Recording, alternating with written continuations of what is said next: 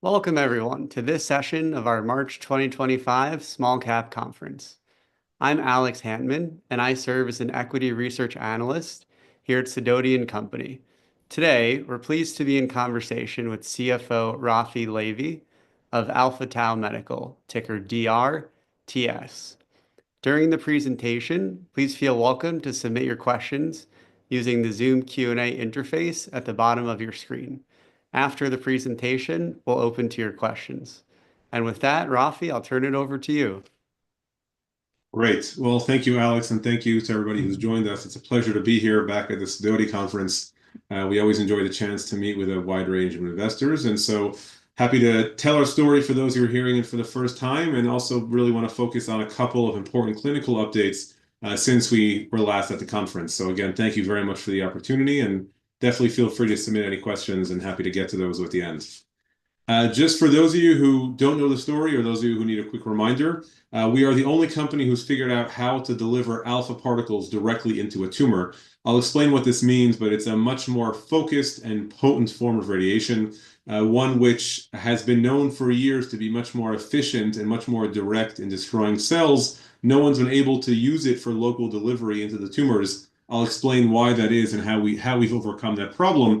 But in the end, we end up with a product which can deliver an incredibly tightly controlled, conformal, but very, very powerful dose of radiation into the tumor. And we are focused on really testing and delivering this in a number of different tumor types. In the end, the treatment is physics-based. We've always been of the view that if you inject this treatment into the tumor, it should do its job. We just need to really develop ways to do those injections and then test those across a number of tumors and generate the data needed for approvals. And so we're doing that now. We've done this in 20 or so different tumor types in animals, as well as already in a number of types in humans, and have yet to see a tumor type that doesn't respond. And so we are really building out and really building tremendous momentum as we work through different cancer types, generating data, including some data I'm going to share with you now, data that will come out in the coming months and years, and looking for our first FDA approval as early as next year. Just to set the stage on the scientific side, so traditionally, cancer patients are very commonly receiving local radiation therapy. More than half of cancer patients are getting it. They're all doing it using the traditional beta or gamma-focused types of radiation, which are the kinds of radiation that penetrate tissues and bodies and walls, etc., and get stopped by metal or by concrete. Those are X-rays, gamma rays, etc.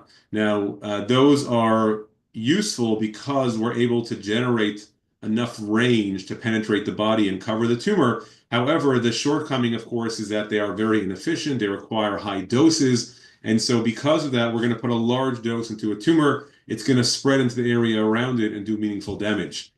At the other end of the spectrum are the alpha particles that we're using. These are radioisotope emissions that are very heavy. They've got a lot of energy to them. And they're very, very direct in the way they're destroying cancer. So we need much lower doses. The issue is that they are so heavy and unwieldy. They are very short in range. When we place an alpha emitter inside of a tumor, we find that we can get 40 to 90 microns of range, which is 40 to 90 millionths of a meter, which means we will kill 3 or 4 cells. But the fundamental inability to get the alpha particles to move to any useful range in the tissue is the reason nobody does this. Even though they're more efficient and they're more potent, we can't harness them if we can't get them to move into the tumor. So the way in which we overcome this is by using the natural decay chain of radium-224, which will break down naturally 6 times before it stabilizes. It will release a bunch of alpha particles, each of which will smack into something and kill it and stop very quickly. But, excuse me, what we've managed to do is we've taken a small piece of metal, a source, that we've coated with radium-224, where the radium is right near the surface. And so the way we've done this traps the radium, but allows its daughter atoms, the other steps in the chain, to escape and move into the tissue. And so we position the radium at the surface so that it breaks down on the source, but once its daughter atoms are released, they recoil off of the source into the tumor, kind of the way a gun recoils when you fire it and it flies in the opposite direction. So these isotopes will move deeper and deeper into the tissue and release these alpha particles deeper into the tissue. So hopefully my video comes through. You can see here an example. We'll place one or more of these sources into the tissue, into the tumor. We'll leave it there. And then as it breaks down, while the radium is trapped, its daughter atoms move into the tumor and they continue to diffuse over their total of 12 hours of half-life and release these particles deeper and deeper into the tissue. Excuse me. So it's not that we're actually shooting the particles any harder. We're just have them released deeper into the tumor. Now, instead of that 40 microns of range that we get from the alpha particles themselves, we get about 4 to 5 millimeters of range, which is really being driven by this repeat diffusion of isotopes. And that's quite a bit more useful. We know what to do with 4 to 5, millimeters of range here. We can use that to put a couple of these sources into the tumor and then have them drive that coverage that we need and ensure that we've really covered the tumor. And so that's what we're focused on doing, on delivering these sources into the tumor. And really for us, the question is, where do we want to focus our time, given that we see the relevance here to a very broad range of tumors, ultimately to any solid tumor. We need to choose where to focus our efforts. And so historically, where we've spent most of our time, and those of you who joined us in the past have seen the data that we've generated, the really fantastic data, mostly where we've spent our time has been in localized and unresectable tumors. These are tumors that have other available options like skin cancer, head and neck cancers, prostate cancers, but the patients who try those therapies and fail them find that they've run out of options very quickly, and we have found we can be a very compelling later line solution. And so we've done this now, having started in skin and head and neck tumors, what we call superficial tumors. We started there because it was easy to access that area and deliver these sources, control where they're going, monitor for side effects. And so once we had good preclinical data, we got started. We treated hundreds of tumors to date. First of all, I'd say the safety data has been fantastic. We don't see the traditional serious systemic side effects that one sees, the nausea, the fatigue, the vomiting, etc. We don't see that because, again, the radiation is incredibly tightly controlled. The historical shortcoming of alpha particles, their short range, has now become their strength because, again, they're just not leaving the tumor and doing any damage. We've also seen fantastic efficacy data. I'll show you some examples of that. We've already been approved in Israel for treating SCC of the skin and oral cavity. We've submitted a request for approval from the PMDA in Japan, and we're hoping to hear back in the next quarter or two. Again, really looking forward to getting that approval. But really, our focus is on the US, where we expect to do our first launch. And so we are currently in a pivotal study in the US in this recurrent skin cancer. This is going to be our first trial that will get us an approval, hopefully, in the FDA. And we're running that right now, and I'll talk about that in a second. Just to give you a taste for what these data looks like, so as an example, this is data that was generated in the US in a small pilot skin cancer study that was led by Memorial Sloan Kettering Cancer Center in New York.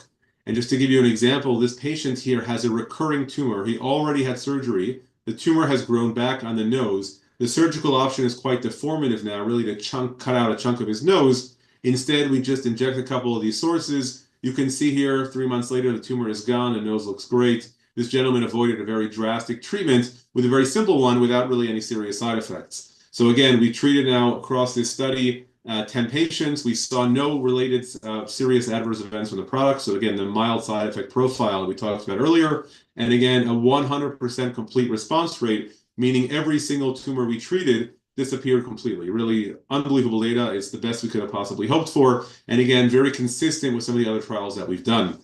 So now we are running that study in the US to get our first approval. This is being done under the breakthrough designation from the FDA, which is where the FDA says, we recognize you have something that may help patients who don't have good options available. And so they've given us a tremendous amount of feedback and guidance as we built this study. And we will also get fast track review when we submit.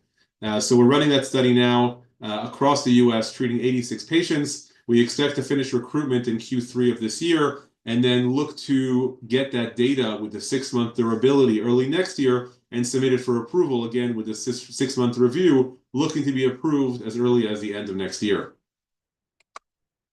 Just to give you a sense of the market opportunity here, which we think is tremendous, there are 1.8 million new CSCC cases a year in the US. Obviously, most of those skin cancers will go for a simple resection in a dermatologist's office. We're not going to compete with the price of a scalpel. We see this as a premium product at tens and tens of thousands of dollars per treatment.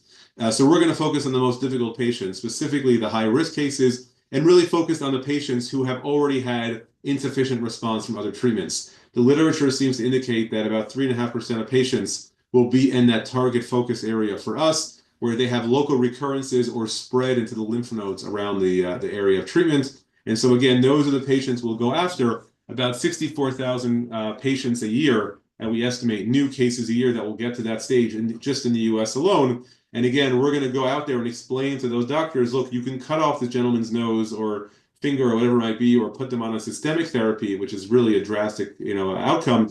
We have a much better focused solution that doesn't have a lot of the side effects of the other treatments and has fantastic outcomes. And so this is the market we're going to go after. That's where we've historically shown a lot of our data. And again, those of you who participated before in the Sidoti conferences have seen it. What we really want to focus on now is some of the newer areas that we're really exploring, the two other pillars of our strategy. One of them is the metastatic patients. And of course, there are plenty of ways to use a local therapy on a metastatic patient. You could give it even if they're receiving chemotherapy or immunotherapy. You may still want to add in our treatment to help destroy the bigger tumors. Think about it like a heavily soiled shirt that you're putting into the laundry, right? You may realize the laundry is not smart enough, as it were, to find those really big stains and break them up. And you can say, I, as a intelligent human being, see those large stains, and I'm going to pre-spot them directly onto that stain so that when I put it in the laundry, it'll be able to do its job. And so you could do that with a metastatic patient as well. And we've done plenty of those. But I'm referring to something else here. I'm referring to the fact that when we treat a tumor, we find that we're generating an immune response. The immune system seems to be picking up on these tumors and helping fight them elsewhere in the body. We've seen that in all sorts of ways. In preclinical work, we will treat mice and they will become immune to that cancer, but susceptible to other cancers. We've shown we can activate immunotherapy drugs, that mice who are not responding to checkpoint inhibitors, for example, will respond in the presence of our treatment.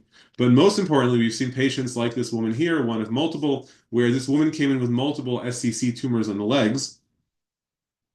We treated the first tumor. You can see it's a 3-centimeter tumor. A month later, the tumor has disappeared. This is a suture from a biopsy looking for cancer and not finding it. This woman had a complete response on the treated lesion. We then said, let's treat the other lesions. And we found that when we went to measure them, they had already disappeared. Right now, we never touched them, and this lady was on no other treatments, but we've seen a couple of cases like this where we will treat a tumor, and then the body will somehow pick up on it and treat the tumors elsewhere in the body. And so again, the question we're asking ourselves is, as we seem to be generating this immune response from the treatment, can we harness that somehow to help metastatic patients, not just by destroying the tumor that we're treating, but by really helping the body fight these tumors elsewhere? And so one of the things that we've just shared a couple of weeks ago at our R&D day is some incredible data from our first combination study. So this is a unique study for us. We are modeling it off of the Keynote-48 study, which is the trial that Merck used to get approval for Keytruda, its blockbuster $30 billion drug, for approval in head and neck patients. We've modeled the trial off of this, looking at a very similar patient population, the same treatments with the pembrolizumab, the Keytruda, as they were getting in the trial itself, just adding in one alpha DaRT treatment along the way.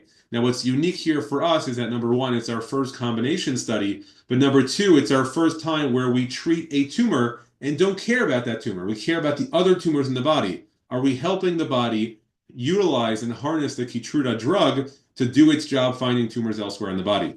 We're comparing it to the trial that got them the approval, the Keynote-48, which showed that for these patients in this specific group, the probability of any response was 19%.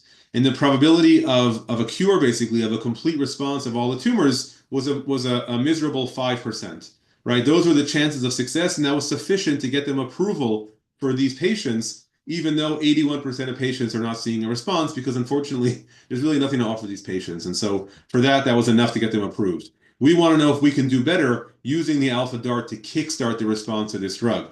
So we released data in January. We'd only recruited 8 patients so far. 2 of them, unfortunately, died even before they got alpha DaRT, but that's how these trials work. These were very desperate patients, and so those count against us. Even when you include those, if you look at the other 6 patients, 3 had a complete response where the tumors disappeared across the body, and 3 had a partial response where the tumors shrank with the Keytruda thanks to our help. So again, even with those 2 patients we never got to touch, in the denominator, we're looking at a whopping 37.5% who had a complete resolution of their tumors, versus the 5% you would have expected to see on Keytruda alone.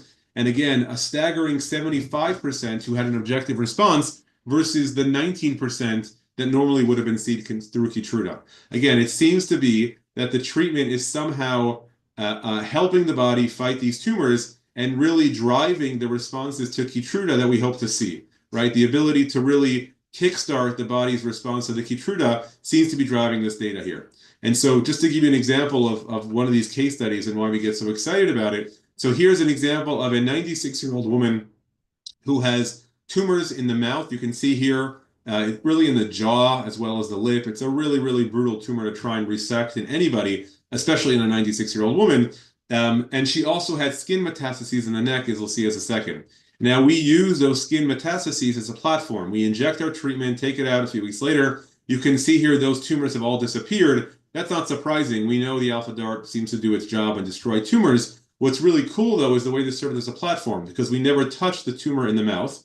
You can see this hideous tumor has now disappeared completely, right? You can see it on the PET scans as well. There's quite a bit of activity on the PET scan in the mouth, which has now completely resolved itself. In the end, this patient took the Keytruda for a year and stopped, and is still alive last time we checked, over 2 years after diagnosis. Again, a 96-year-old woman who would have had really no real options available to her for this metastatic cancer in some of these really difficult areas to treat, like in the jaw, and somehow using the alpha DART as a platform to awaken the immune system to the presence of these tumors has then driven the response of the Keytruda, where she's now cancer-free, which is, again, this is exactly what we want to see. This is one of multiple case studies like this, but a really, really fantastic outcome for these patients. Finally, again, we've made a tremendous amount of focus and progress on tumors of high unmet need. And again, the thought process here is, if we have a treatment that really is indifferent to the nature of the tumor, we should go after those tumors that don't have good options, like pancreatic cancer, like glioblastoma, multiforme of the brain. Again, there are so many cancers that are desperate needs for these patients who don't have good options available for them, and we want to see if we can be helpful there. And so we are running a number of important trials in internal organs, in the pancreas, in the liver, in the lung, in the prostate, very soon in the brain. And I want to just spend a few minutes talking about some of the data that we showed a few weeks ago. We talked about some of these cancers in the liver and in the lung and in the rectum, but I want to focus on our pancreas studies, where we read some initial data from the 3 trials that we're running in Canada and in Israel, taking patients with pancreatic cancer who don't have great options available to them.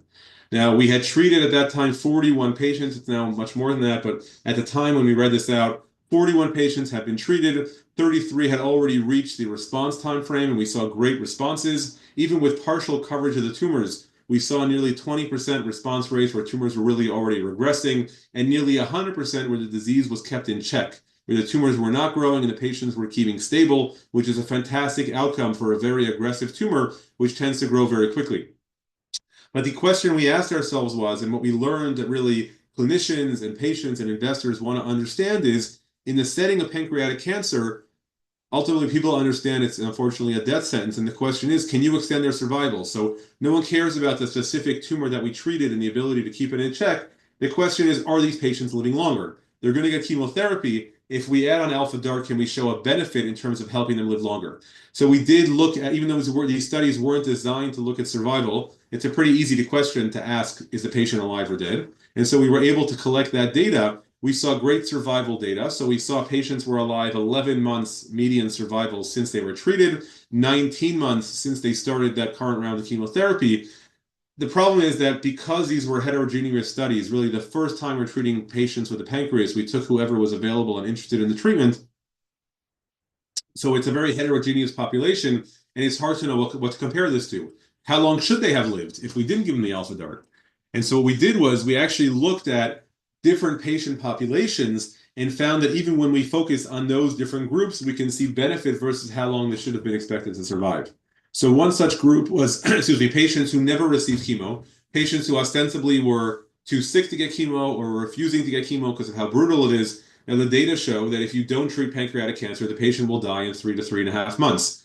We showed that by giving them a treatment they could and were willing to receive, they survived 7.5 months median survival. So again, already more than double what would have been expected, offering them a treatment where one wasn't really relevant and showing a meaningful survival benefit.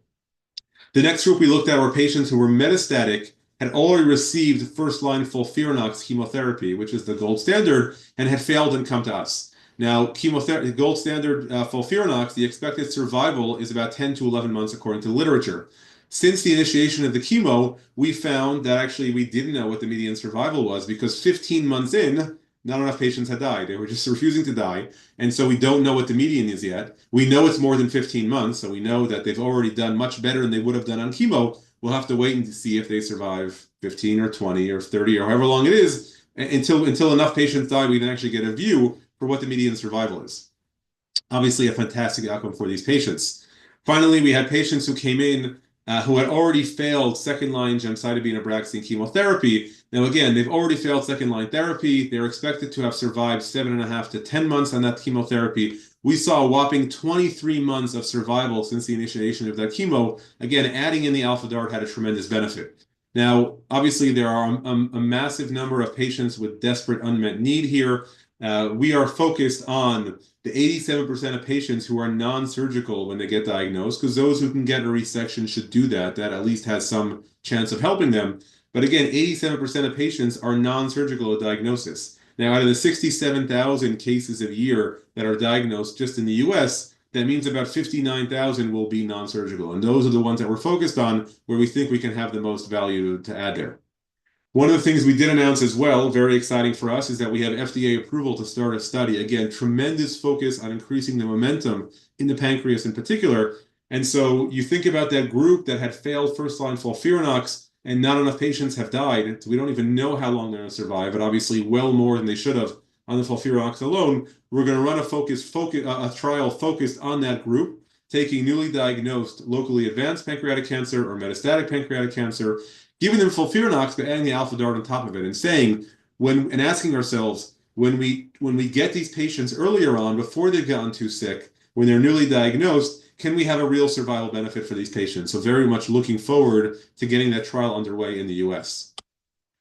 So again, where historically those of you who've been on the Sidoti conferences before have seen us really focused on the first pillar of our strategy, the localized and unresectable patients, we're now starting to see great momentum and real data, I think very exciting data, on our ability to generate that response to the checkpoint inhibitors and help the metastatic patients, as well as the ability to drive real meaningful difference for the patients with a high unmet need. And so now, of course, looking forward as a company trading in a biotech company, obviously looking very much focused on milestones, clinical and regulatory milestones. And there are a number coming up now, given how many shots we have on goal, including first patient coming in the US next quarter for the pancreatic cancer, looking to get an FDA approval as well for a brain cancer study and start treating patients in Israel on brain cancer. Then afterwards in Q3, finish the recruitment of the patients in the US for the pivotal trial for approval in skin, get that data to submit early next year, as well, just another point in milestone, looking for that approval from the PMDA in Japan, hopefully in Q3 of this year.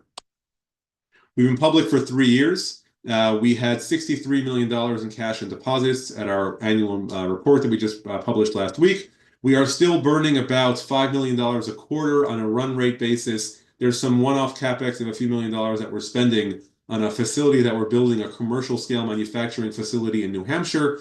But other than that, again, I think we run incredibly leanly for a company with 130-ish employees and 15 or so clinical programs. To spend $5 million a quarter is very lean. And so we are really here just telling our story. We think the momentum that's building is fantastic. The data is amazing. We've got some great plans coming out for the coming quarters. Obviously, looking to get new investors to join the ride, so you can find our share at DRTS on NASDAQ.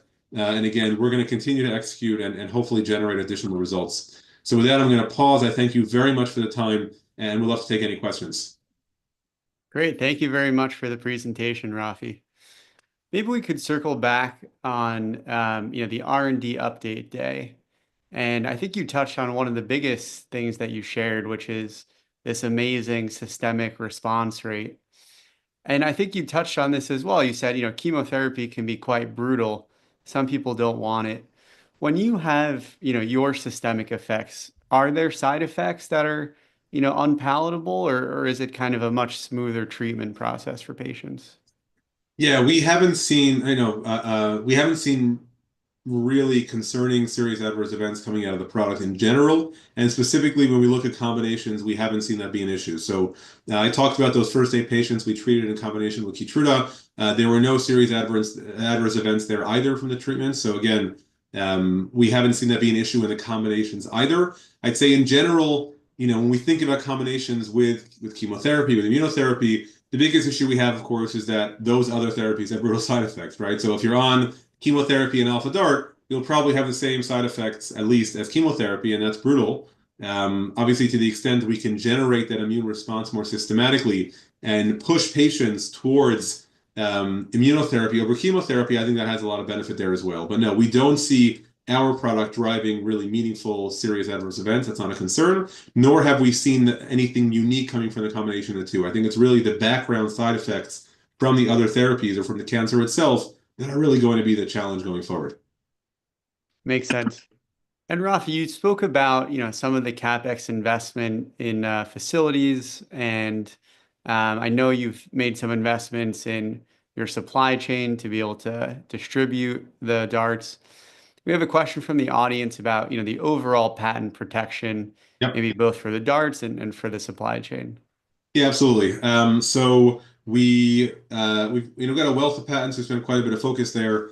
We've got over 150 patents that are granted around the world. That includes the product itself, right? The little piece of metal with an alpha-emitting isotope on it. That includes the way in which we manufacture it, the delivery devices we've come up with for injecting this into different parts of the body safely, the combinations that we do, the way in which we plan the treatments, the way in which we really specify the right way to use alpha DART in different cancers. So we have patents on alpha DART for prostate cancer, alpha DART for glioblastoma, et cetera. And these are granted already, as well as over 200 applications that are pending. So we have a fantastic patent franchise.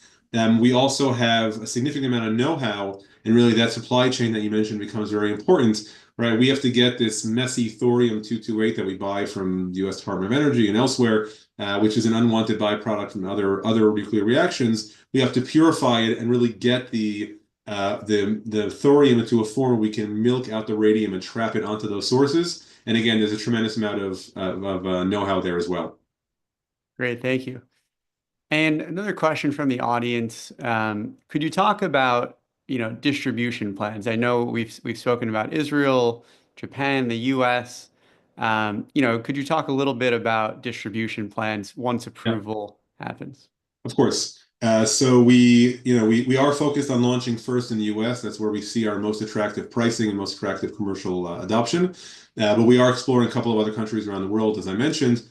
We do already have distribution partnerships signed in Canada and in Israel, and we are currently in discussions on some other ones in Asia as well, just given that those are countries where we would be less likely to launch our own sales force. We are hoping to do our own, we are planning on and really planning our own launch for the U.S. Commercial opportunity.